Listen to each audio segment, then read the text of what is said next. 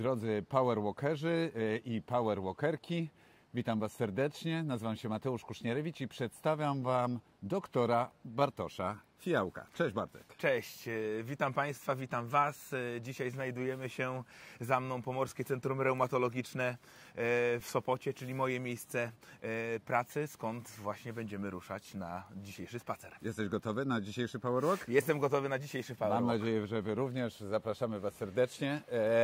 Bartek, jeżeli pozwolisz, to zanim przejdziemy do tematu dzisiejszego powerwalka, a dzisiaj, moi drodzy, dowiemy się o tym, co możemy dobrego zrobić dla naszych kości, bo tak jak pewno wiesz, my w powerwalkach idziemy po zdrowie, a nasz układ kostny ma olbrzymie znaczenie w naszym życiu. I ja mam mnóstwo do Ciebie pytań, bo mam tak ubogą wiedzę na temat osteoporozy, ale jeżeli pozwolisz, to zanim to zrobię, to chciałbym skorzystać z okazji i powitać w naszym gronie oficjalnie 9 nowych patronów. Moi drodzy, rozwijamy się, coraz więcej osób nas wspiera. Mamy już dzisiaj, patrzyłem rano, 69 osób, O, to bardzo które nie tylko, że nas wspierają, to jeszcze potwierdzają, że robimy dobrą robotę. No i my codziennie chodzimy na spacery.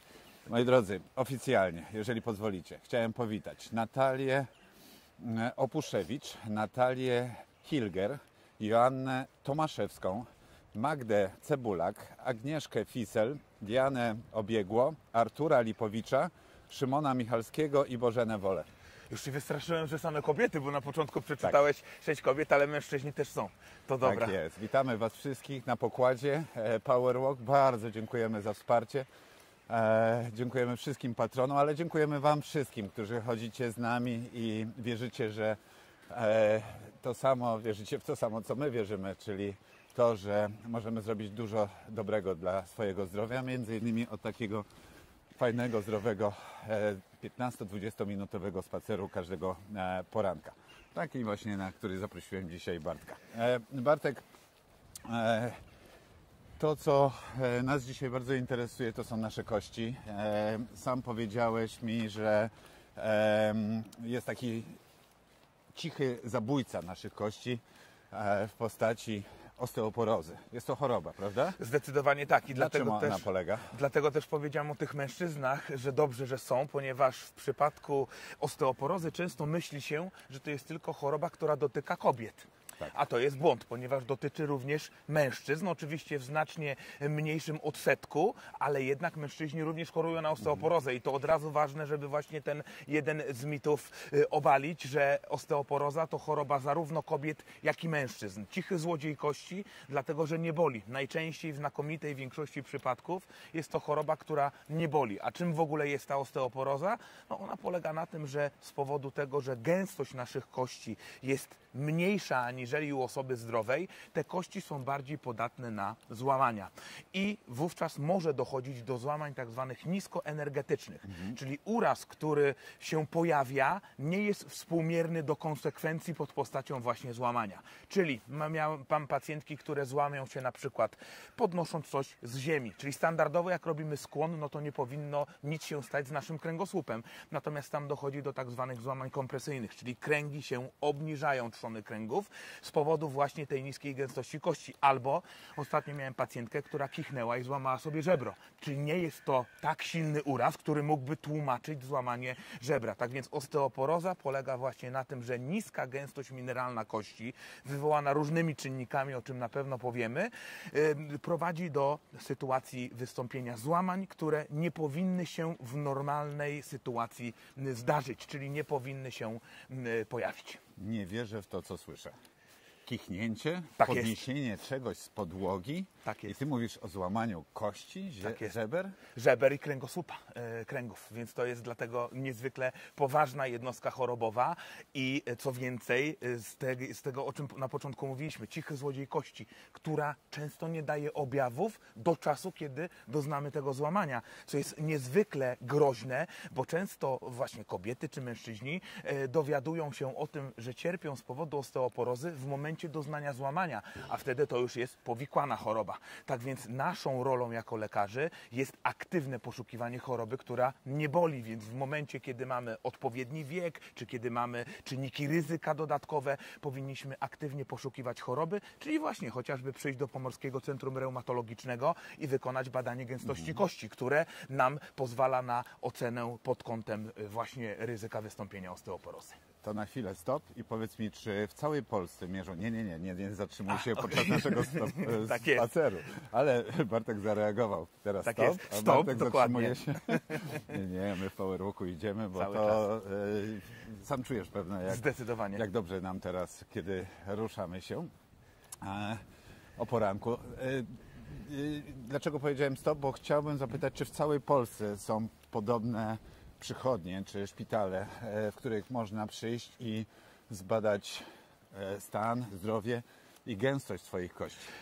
To jest niestety trudne z uwagi na to, że reumatologia jest specjalizacją, która jest niezwykle istotna, ale kiedyś była traktowana po macoszemu, co sprawia, że w Polsce nie mamy wielu reumatologów. To jest tylko trochę ponad 1000 osób, przez co również nie mamy bardzo sprzętu dostępnego we wszystkich poradniach, jeżeli chodzi o skalę kraju. Tak więc wykonanie takiego badania jest bardzo proste z punktu widzenia technicznego, ale z punktu widzenia dostępności, niestety, żeby wykonać takie badanie na przykład u nas, no to mamy tylko kilka ośrodków. Jest kilka ośrodków w Gdańsku, jeden ośrodek w Sopocie, chyba jeden ośrodek w Gdyni. Tak więc nawet na tak dużą aglomerację, jaką jest Trójmiasto, mamy tylko kilka miejsc, w których można wykonać badanie gęstości kości. A jeżeli chodzi o takie mniejsze miasta, jak ja kiedyś pracowałem w Płońsku, czyli północne Mazowsze, no to tam w okolicach Płońska można było robić tylko w Płońsku, czyli był na przykład kilka powiatów, powiat ciechanowski, mławski, piaseczyński i generalnie tam można było tylko w Płońsku wykonać badanie. Czyli dostępność do badań gęstości kości w Polsce, powiem szczerze, mogłaby być lepsza. Jasne. No ale to dobra wiadomość jednak, że w tych większych ośrodkach, miastach są takie miejsca i pewno po dzisiejszym Power Walku większość nas się zastanowi, czy nie umówić się na wizytę. Co wpływa na gęstość kości? Tak pierwsze mam skojarzenie, czy rodzimy się z tym i to jest nasza natura, glina, z jakiej jesteśmy ulepieni, jak to często mówię, czy też mamy duży wpływ sami poprzez styl swojego życia i nawyki, te dobre albo złe, żywieniowe, nie wiem, dbania o różne rzeczy, zaraz pewno nam powiesz, wymienisz całą listę. Okej, wracam do pytania. Co wpływa na jakość, gęstość, to co powiedziałeś, i siłę naszych kości? Tutaj trzeba powiedzieć, że te czynniki genetyczne, na które nie mamy wpływu, są istotne, ale znacznie mniej aniżeli właśnie czynniki środowiskowe, czyli te, na które mamy wpływ. Tu trzeba jasno powiedzieć, że sytuacja, która dotyczy kobiet, jest gorsza, czyli tutaj płeć. Tego nie jesteśmy w stanie przynajmniej na tę chwilę zmienić, bo nigdy nie wiadomo, jak dalej pójdzie medycyna, chociażby w dobie sztucznej inteligencji. Ale no, na tę chwilę nie możemy edytować genomu na tyle, żeby zmienić płeć, czyli płeć żeńska jest bardziej narażona na rozwój osteoporozy, aniżeli płeć męska. Na to nie mamy wpływu. Tak samo menopauza. Wiadomo, że kobiety obecnie wszystkie przechodzą menopauzę na określonym etapie swojego życia i to też jest dodatkowy czynnik ryzyka rozwoju osteoporozy. Na to też nie mamy wpływu. Tak samo jak na grupę etniczną, więc nasza grupa etniczna biała oraz grupa etniczna żółta są to grupy etniczne, które również są bardziej narażone na rozwój osteoporozy. To mamy czynniki genetyczne, ale tak naprawdę na to, co mamy wpływ, istotnie może doprowadzić do sytuacji, w której nasza gęstość mineralna kości będzie na tyle dobra, że tej osteoporozy nie doznamy. No i tu są właśnie te czynniki, czyli to, co teraz robimy, jest niezwykle ważne. Aktywność fizyczna. To jest podstawa, jeżeli chodzi o zdrowie naszych kości, ponieważ ten ruch je wzmacnia, krótko mówiąc, sprawiając, że właśnie to usieciowanie kości gąbczastej jest zdecydowanie lepsze i dzięki temu siła naszych kości jest wyższa. No i oczywiście odpowiednie właśnie nawyki żywieniowe, czyli tutaj mówimy szczególnie o diecie bogato-białkowej, tutaj mówimy szczególnie o optymalnym stężeniu wapnia, o suplementacji witaminy D. O tym musimy pamiętać, bo 85, nawet 90% Polek i Polaków ma niedobory albo suboptymalne stężenie witaminy D w tym okresie, w którym obecnie się znajdujemy, jesień-zima. Czyli od października do końca marca każdy z nas powinien suplementować witaminę D. Zarówno najmłodsi, jak i seniorzy, jak i osoby w młodym i średnim wieku, ponieważ te niedobory są bardzo ryzykowne i właśnie przyspieszają nam ten proces degeneracji kostnej, zwiększając ryzyko wystąpienia osteoporozy, no i choroby. Choroby, na które cierpimy, również dodatkowo mogą zwiększać wystąpienie osteoporozy, czyli powinniśmy je kontrolować i odpowiednio leczyć. Mówimy tu o chorobach na przykład tak częstych jak niedoczynność, nadczynność tarczycy, choroby przytarczyc, cukrzyca typu 2 czy reumatoidalne zapalenie stawów. To są takie choroby, które zwiększają ryzyko wystąpienia tej osteoporozy. No i dodatkowo ostatnia kwestia, leki. Często duże dawki hormonów tarczycy, które na przykład stosujemy w przypadku chorób tarczycy, mogą zwiększać ryzyko wystąpienia osteoporozy. Leki, które często powszechnie nadużywamy niepotrzebnie, leki osłonowe na żołądek, tak często pacjenci mówią, czyli tu mamy trochę zgagi, bierzemy, to są inhibitory pompy protonowej. One też prowadzą do rozrzedzenia kości, no i glikokortykosteroidy, czyli popularne sterydy, często przyjmowane z powodu różnych chorób. One są najwyższym czynnikiem rozrzedzającym kość, czyli prowadzącym niestety do rozwoju osteoporozy. Tak więc widzimy leki, choroby i nasz styl życia, to znaczy unikanie używek, o czym też nie mówiłem, papierosy, alkohol. To są używki, które również bardzo szybko prowadzą nas do rozwoju osteoporozy, więc ich unikanie zmniejsza to ryzyko. No i dodatkowo odpowiednia dieta, suplementacja witaminy D, to są rzeczy, na które mamy wpływ, więc gdy naprawdę zadbamy o swoje kości, istnieje duże prawdopodobieństwo, że unikniemy tej rozwoju osteoporozy. Natomiast niezwykle ważne jest, że o kości dbamy od początku naszego życia. Czyli tak naprawdę najpierw rola ogromna jest w rodzicach, a potem już w nas samych. No i tak jak ja mam małe dzieci, zresztą ty też, to generalnie należy cały czas dbać o nie, no bo same nie będą sobie podchodziły i najpierw w ramach pompki, a później w ramach kapsułek czy kropelek przyjmowały witaminy D. O to trzeba zadbać. Niezłego mamy dzisiaj gościa, co? A nie mówiłem, że będzie ciekawie. Moi drodzy, nie wiem jak wy, ale ja po prostu chłonę tą wiedzą. Dajesz, strzelasz jak z automatu tutaj do nas bardzo ważnymi kwestiami, tematami, z inspiracjami i na co zwrócić uwagę. Bomba. Natomiast teraz to, co mnie zastanawia. Człowiek zdrowy nie choruje na osteoporozę, prawda? Nie ma żadnego problemu, kości są mocne i działają w odpowiedni sposób. Ale pojawia się nagle osteoporoza w naszym organizmie z jakiegoś tam powodu. I powiedz, jak ta choroba dalej funkcjonuje w naszym organizmie? Czy ona, jak już raz się pojawi i dopadnie, wejdzie tam w te nasze kości i będzie je osłabiać, to czy ona już zawsze zostanie? Czy możemy ją wyleczyć i ona zniknie? Już dalej będzie wszystko w porządku, kości nadal będziemy mieli mocne. Wiesz, o co mi chodzi? Wiem, prawda? o co chodzi dokładnie. Znaczy, to jest tak. Gęstość mineralna kości spada z roku na rok po pewnym wieku. Mówimy tutaj o 60 lat u kobiet mniej więcej i 70 lat u mężczyzn mniej więcej. Oczywiście to wszystko jest osobniczo uwarunkowane, ale gdyby tak zebrać do wora, to z każdym rokiem, czyli 61 kobieta będzie miała mniejszą gęstość kości, trochę 62 jeszcze mniejszą. No i co robimy, żeby zahamować albo spowolnić ten spadek masy kostnej? No właśnie, jeżeli nie było dotychczas realizowane te wszystkie zasady dobrego stylu życia, czyli unikania używek, czyli suplementacji odpowiedniej diety, aktywności fizycznej, którą teraz realizujemy, no to wówczas zalecamy właśnie te kwestie niefarmakologiczne, no bo to jest niezwykle ważne.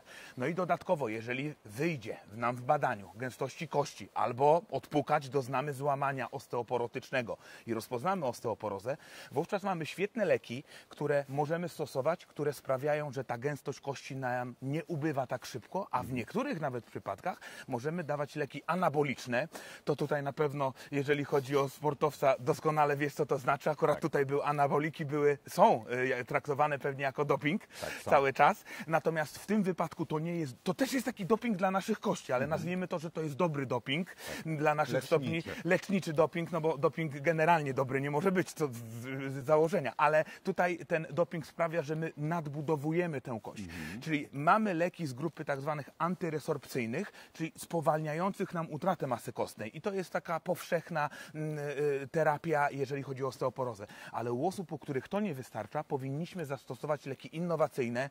Tu niestety w Polsce na razie nie mamy ich powszechnie dostępnych. One są dostępne w ramach tak zwanych programów lekowych, czyli trzeba spełnić określone warunki, żeby można ten lek przyjąć.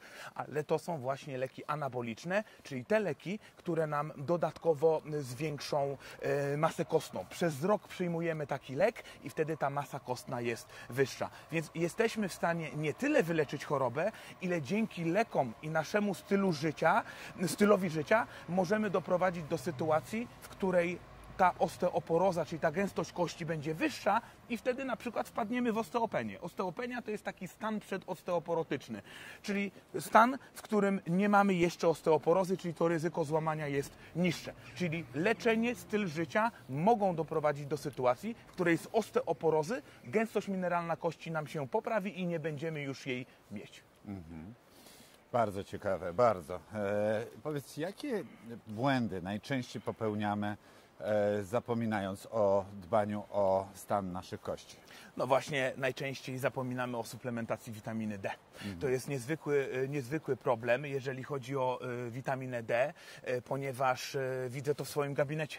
Dzisiaj też przyjmuję. Jest to jedno z takich standardowych badań, które ja jako reumatolog zlecam moim pacjentkom, moim pacjentom, aby właśnie sprawdzić, czy nie mamy albo suboptymalnego stężenia, albo niedoboru witaminy D, czyli po prostu niewystarczającego jej stężenia. Czy w badaniach morfologicznych, które robimy w badaniach sobie, laboratoryjnych z krwi Dokładnie. jesteśmy w stanie sobie zrobić, daje po prostu takie skierowanie pacjentowi, u którego mamy wskazania i sobie to obserwujemy. I naprawdę znakomita większość moich pacjentek, moich pacjentów, którzy przychodzą do mnie po raz pierwszy i nie suplementują witaminy D, rzeczywiście te stężenia mają niewystarczające. Jakbym miał podać taki jeden główny powód, dla którego ta osteoporoza rzeczywiście się pojawia, to właśnie chyba bym wskazał niedobory i nieoptymalne stężenia witaminy D. Tak więc to jest niezwykle ważne, żeby suplementować i w mojej ocenie to jest taki główny czynnik. Oczywiście kolejna sprawa, nieodpowiednia dieta.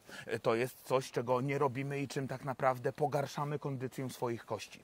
Czekaj, bo my w Powerwalkach to robimy. Tak, oczywiście. My tak, ale ja mówię o kwestiach, tak jest, o kwestiach dotyczących bezpośrednio ogółu populacji, które niestety w większości ani nie realizuje tych takich dobrych nawyków żywieniowych, ani nie realizuje tego, co my tutaj robimy właśnie, czyli aktywności fizycznej, no bo w Polsce wiemy, że ta aktywność fizyczna nie należy do najlepszych. Sam nie jestem jakimś świetnym przykładem, kiedyś byłem ultraaktywny, teraz z powodu większej ilości pracy trochę mniej, ale wracam do tego. Tak jak rozmawialiśmy, właśnie będę wracał, bo teraz też zmniejszyłem wymiar czasu pracy właśnie po to, żeby wrócić do aktywności fizycznej, bo ona jest niezwykle ważna. Jest jedną z najważniejszych, tak naprawdę jednym z najważniejszych leków, jeżeli chodzi o nasze życie, nie tylko kości, ale również układ sercowo-naczyniowy, również ośrodkowy układ nerwowy, bo zmniejsza ryzyko demencji, czy zmniejsza ryzyko rozwoju zaburzeń psychicznych typu depresja, czy zaburzenia lękowe. Tak więc to jest niezwykle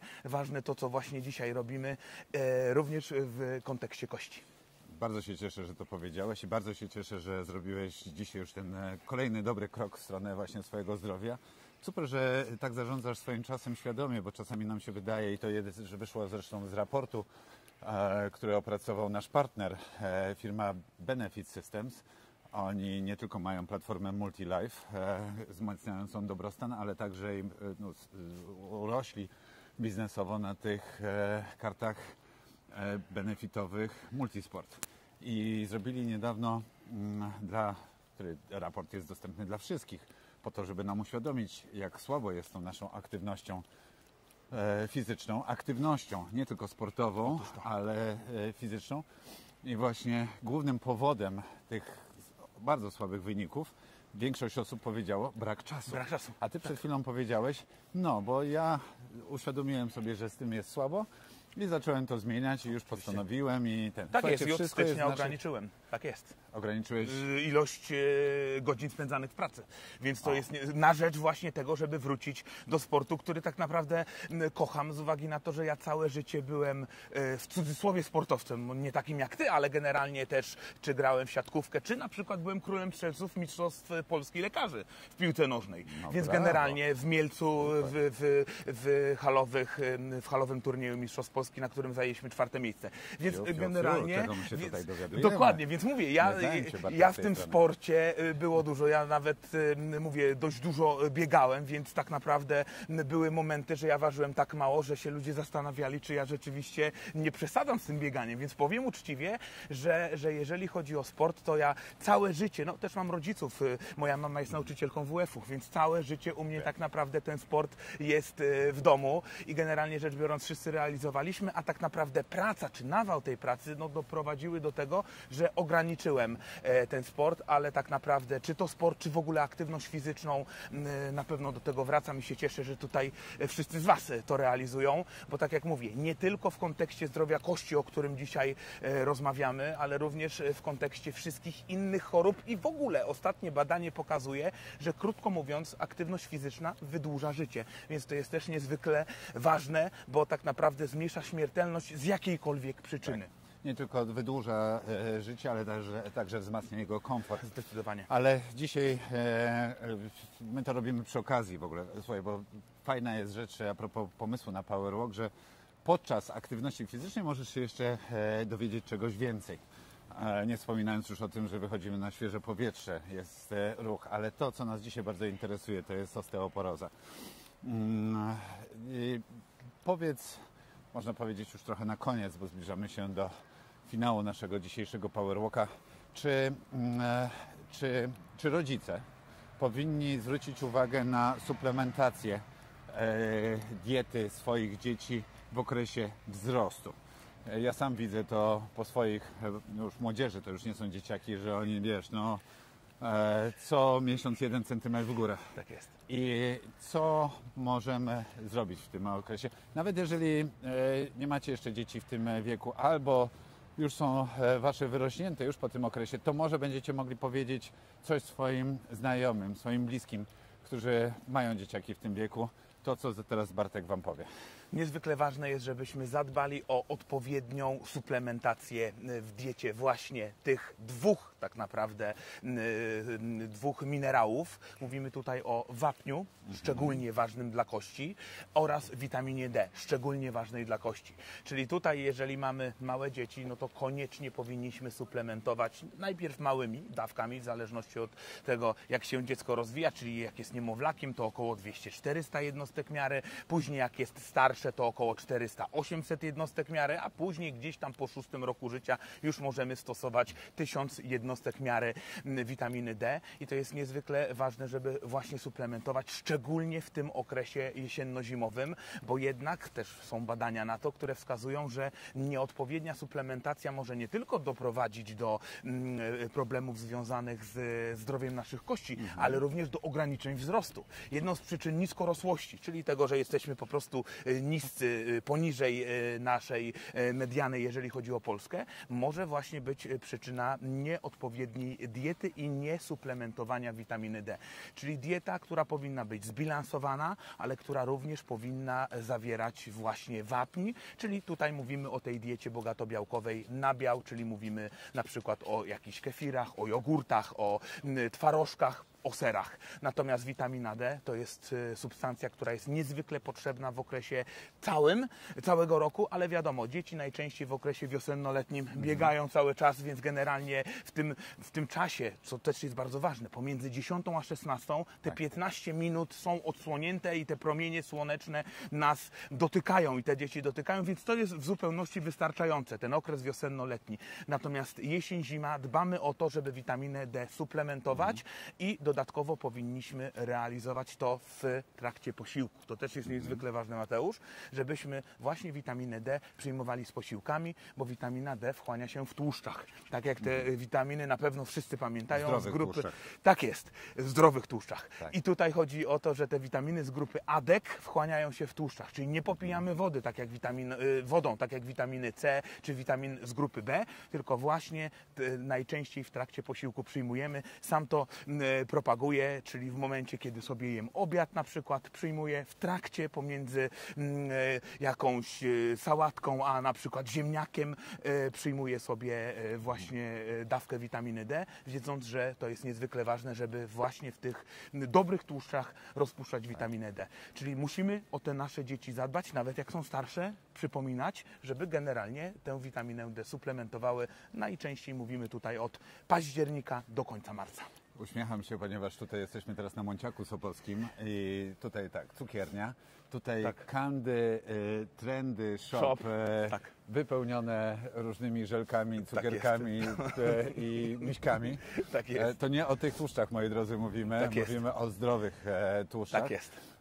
Które też dobrze smakują. Banan? Czy banan ma także dobre właściwości, że tak powiem, wpływające na budulec naszych kości? Zdecydowanie tak, natomiast banan to głównie węgle, jak ja to nazywam, czyli głównie węglowodany, a tutaj raczej jeżeli chodzi o kwestie dotyczące jedzenia, to jednak mówimy o tych białych pokarmach, czyli właśnie nabiale, który ma udowodniono naukowo skuteczność, ale tutaj trzeba powiedzieć, że wiadomo, mówiłem wcześniej też o tej zbilansowanej diecie, czyli powinniśmy szczególnie realizować te zalecenia diety najlepszej, bo jaka jest najlepsza dieta? Od 8 lat, rok rocznie wygrywa we wszystkich rankingach dieta śródziemnomorska, czyli po polsku owocowo-warzywna. To jest dieta, która jest najbezpieczniejsza i najzdrowsza dla nas, więc tutaj te banany jak najbardziej wchodzą w skład tej zbilansowanej diety, ale tutaj dodatkowo, tak jak mówię, powinniśmy się skupić, ja nie mówię, żeby cały czas tylko jeść ten nabiał, bo to w drugą stronę możemy się przeładować białkiem i to też będzie niedobre, ale powinniśmy na pewno znaleźć miejsce w tej naszej dobrej diecie na wypicie jakiegoś jogurtu, szklanki mleka w ciągu tygodnia, czy zjedzenie jakiegoś dobrego sera.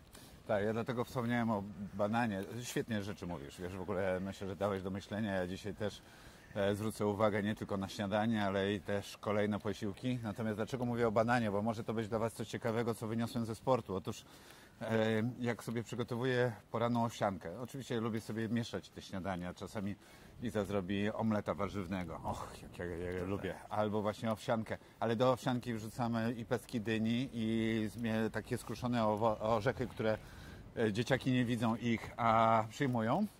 Orzechy są włosne, świetne, tak jest. suche jakieś tam owoce, rodzynki, różne inne, jeszcze nasiona chii. Natomiast lubię wkroić też do tego banana.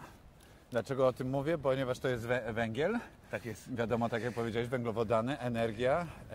Natomiast tam są też składniki takie, które też myślę, że na kości nasze dobrze wpływają. Zdecydowanie tak. No i dodatkowo wiadomo, że mamy też potas w bananach, który jest niezwykle istotny dla funkcjonowania w ogóle naszego organizmu, jeżeli chodzi chociażby o zdrowie naczyń i serca. Tak więc banany są jak najbardziej bardzo zdrowe. No i jak Wam się podobało? Mam nadzieję, że było dobrze. Było bardzo dobrze. Było bardzo dobrze i było bardzo dużo wiedzy, natomiast najważniejsze, Mateusz i Wy, żeby pamiętać właśnie o suplementacji witaminy D, tak podsumowując, Tak, o tym, żeby realizować dobre nawyki, czyli na pewno aktywność fizyczna, na pewno dieta bogato białkowa i dodatkowo na pewno powinniśmy unikać tych używek, które również doprowadzają do sytuacji, w której możemy po prostu pogarszać zdrowie naszych kości. Taki powerwalk każdemu polecam, bo generalnie ten powerwalk jest właśnie taką formą aktywności fizycznej, która istotnie może wzmocnić nam kości. Jak wzmocnimy kości, będziemy dbali przez całe życie, bo trzeba pamiętać, nie dbamy o kości po 50 roku życia, tylko dbamy o kości od urodzenia. Najpierw dbają o nasze kości rodzice, o czym mówiliśmy w jaki sposób, a potem dbamy o kości już my. Więc taki powerwalk, taki spacer powinniśmy realizować i to nie tylko raz, tak jak ja dzisiaj jestem tu, tylko mam nadzieję, nadzieję, że będę teraz coraz częściej realizował taki power walk. Czy tak rano dam radę codziennie? No, tak jak rozmawialiśmy, jak się pojawią u mnie te nawyki wczesnego wstawania, to rzeczywiście tak. Natomiast na pewno warto o każdej porze dnia wyjść i realizować aktywność fizyczną, ten spacer, ponieważ możemy naprawdę doprowadzić do sytuacji, w której i nasze kości, i nasza psychika, i nasz dobrostan będą idealne. Uśmiecham się, bo uważam, Bartek, że zostałeś, mogę się tytułować ambasadorem Powerwalka i zdrowego życia. Super sprawa, ale ciekawy Powerwalk. Wielkie dzięki, za dzisiaj. Myślę, że będziemy tematy kontynuować i może nie codziennie, ale raz na jakiś czas zaprosimy Bartka, Chętnie. bo ty masz wiele innych jeszcze też ciekawych tematów, które mógłbyś Zdecydowanie z nami powiedzieć, tak, tak jest. O wykorzystaniu chociażby sztucznej inteligencji w medycynie, która jest ogromną przyszłością, która może doprowadzić do rozwoju chociażby medycyny precyzyjnej i będziemy leczeni, każdy w zależności od tego, jak indywidualnie wygląda jego materiał genetyczny, będzie mógł stosować odpowiednie leczenie, żeby rzeczywiście było to bardziej precyzyjne, czyli mniej działań ubocznych i przy okazji bardziej skuteczne. No ale tych chorób reumatycznych, które mamy, jest bardzo dużo, chociażby o reumatoidalne zapalenie stawów, o którym też kiedyś rozmawialiśmy, które jest niezwykle częstą chorobą, niezwykle poważną i którą trzeba szybko rozpoznać, żeby nie doprowadzić do rozwoju powikłań, których my często w poradni później nie jesteśmy w stanie wyleczyć. Więc to jest niezwykle ważne, żeby doprowadzić właśnie do tej sytuacji takiego edukowania społeczeństwa zdrowotnego, bo w mojej ocenie ta świadomość, którą chociażby dzisiaj tutaj nasi widzowie, słuchacze podjęli i dzięki tej naszej rozmowie, dzięki temu naszemu spotkaniu usłyszeli, no to generalnie rzecz biorąc na pewno coś w tej głowie zostanie i z tych dobrych nawyków poza aktywnością fizyczną, na przykład suplementacja witaminy D, mam nadzieję, że pozostanie i wtedy już będziemy mieli na pewno kilka osób od osteoporozy uchronionych. Taką mam nadzieję. Fajnie. Zbudziłeś naszą ciekawość. Będziemy kontynuować, to Wam możemy obiecać. Chodzimy codziennie na nasze spacery. Jutro również. Zapraszam Was na Powerwalk z Agnieszką Danielewicz. Będzie bardzo ciekawie. A dzisiaj bardzo Wam dziękujemy. Bardzo dziękujemy. Dzięki wielkie. To była Trzymajcie się i do zobaczenia. Miłego dnia Wam życzymy, zdrowego dnia. Dbajcie o swoje kości. Dbajcie o kości. Na razie. Pa. Cześć.